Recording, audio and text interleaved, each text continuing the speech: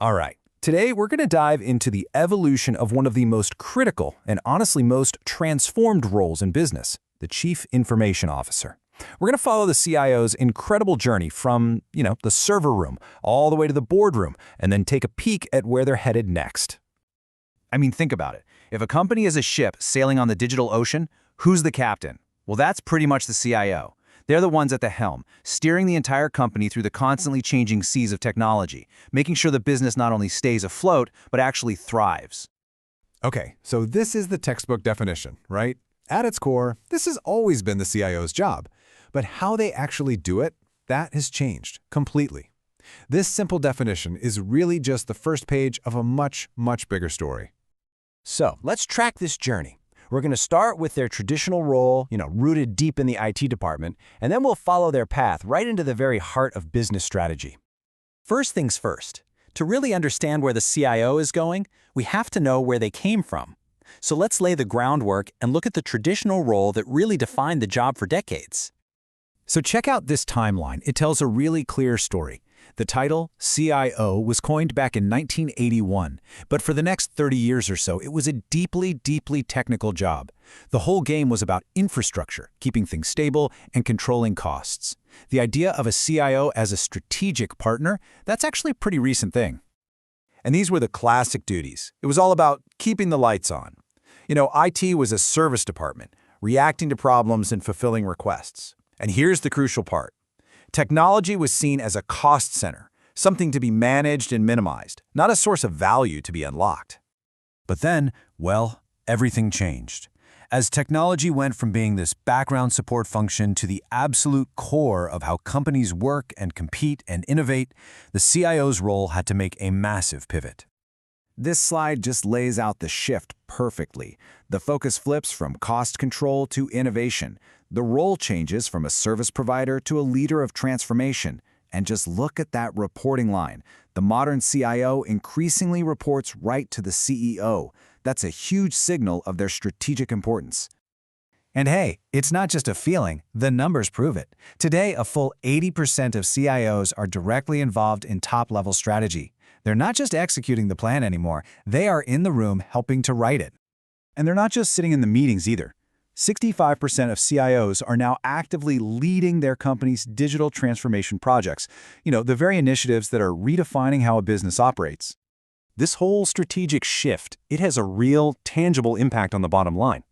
Companies with these modern, proactive CIOs see higher market values, they generate more revenue from their digital projects, and they're just flat out better at managing risk. This is the new CIO in action. So this is the playbook for today's CIO. It's so much more than servers and networks. They're leading the charge on digital transformation, cybersecurity, data, customer experience, even innovation. All things that are absolutely critical to business success. Now, let's look at what's coming next. So just as the role has evolved, it's about to evolve all over again. With the explosion of artificial intelligence, the CIO is getting ready for their next giant leap, from managing information to orchestrating intelligence.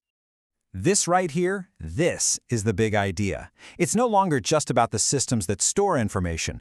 It's about creating a system where people and AI use that information together to make intelligent decisions. This is a fundamental change in how we think about work itself. And this quote from Asana's CIO, Saket Srivastava, just hits the nail on the head. The future value of a CIO isn't in buying the coolest new AI toy. It's in building the entire framework. The rules, the processes, the structure that lets humans and AI work together effectively and safely. And this brings us to the future of the role, the Chief Intelligence Orchestrator. The new hybrid workforce isn't just about remote versus in-office anymore. It's a team made up of human employees, AI assistants acting as co-pilots, and even autonomous AI agents doing tasks on their own. The CIO's job is to orchestrate this complex team and make it all work together. So how in the world do they do that? Well, it kind of breaks down into 3 key actions. First, you've got to lead the human teams, redesigning jobs for an AI-powered world. Second, you have to integrate AI co-pilots deep into the workflow. And third, you need to govern the autonomous agents to make sure that when AI acts on its own, it's secure and it's doing what the business actually needs it to do. So what's the big takeaway from all this? It's that the role of the CIO is just one of constant accelerating evolution. It's got to be one of the most dynamic leadership positions in any business today. And to succeed now, a CIO needs so much more than just tech skills. They have to be a strategist, a leader, a communicator, a change manager, and above all, a lifelong learner who can just adapt to whatever comes next. You know, this final quote really brings us full circle. Whether we call them an IT manager, a chief information officer, or a chief intelligence orchestrator, the core mission is the same. The best CIOs have always been the ones who can brilliantly connect what the business needs with what technology can actually deliver. That's the one constant through this entire wild evolution. So we're left with this final thought.